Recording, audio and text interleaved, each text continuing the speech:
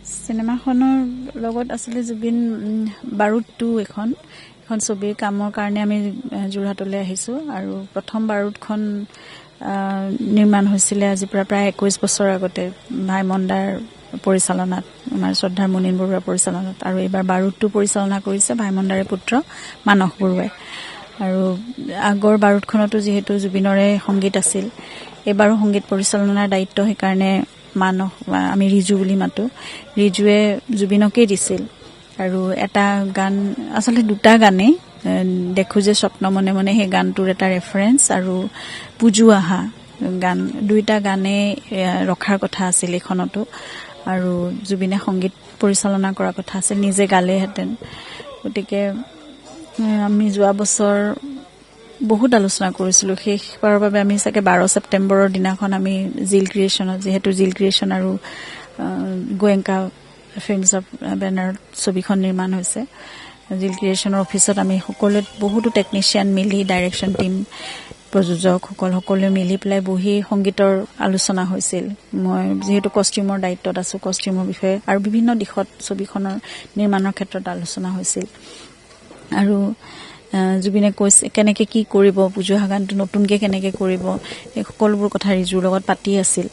তাৰপিছত তেওঁ 17 তাৰিখে যিহেতু ছিংগাপুৰলৈ গৈছে, ঘূৰি আহি 21 তাৰিখৰ পৰা ৰৈ ৰৈ বিনালেৰ সংগীতৰ কাম আৰম্ভ কৰি, তাৰপিছত 31 অক্টোবৰত আমাৰ ৰৈ ৰৈ বিনালে ছবিখন মুক্তি দিয়াৰ পিছতে নৱেম্বৰৰ পৰা এখন ছবিৰ শ্বুটিঙৰ কথা আছিল আচলতে।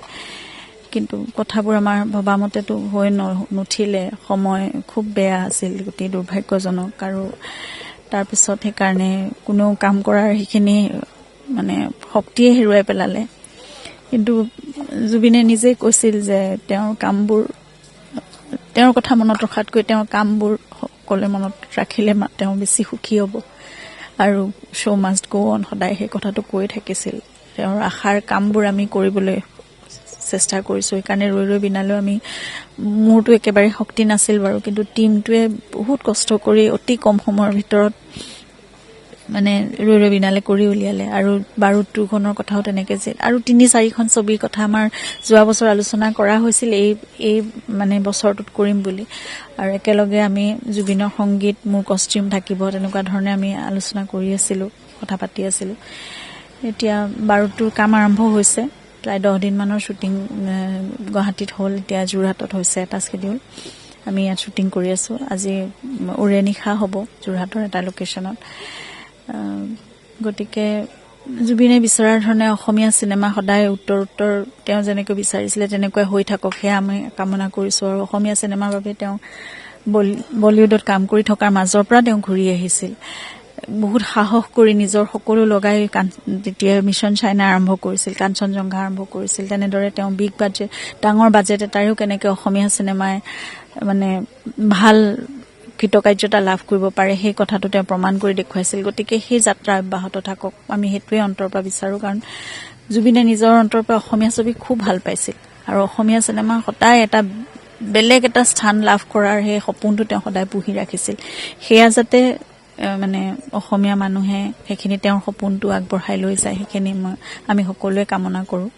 আৰু যিমানখিনি পাৰোঁ নিজৰ ফালৰ পৰা সেইখিনি চেষ্টাটো সদায় কৰি যাম। আৰু সেইখিনি মোৰ মানে শক্তি থাকক বা এতিয়া আৱেগিক হৈ থাকোঁ যেনেকুৱাই নহওক, কিন্তু সেই কৰ্তব্য বা দায়িত্বটো এতিয়া আমাৰ ওপৰত, সকলোৰে ওপৰত, গোটেই অসমীয়া ৰাইজৰ ওপৰত আছে।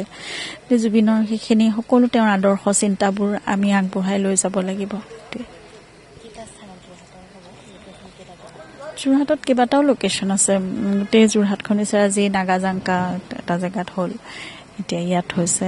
আমি প্ৰায় 10 দিনমানৰ ইয়াত যিহেতু স্কেডিউল আছে, বহুকেইটা ঠাইত হ'ব শ্বুটিং।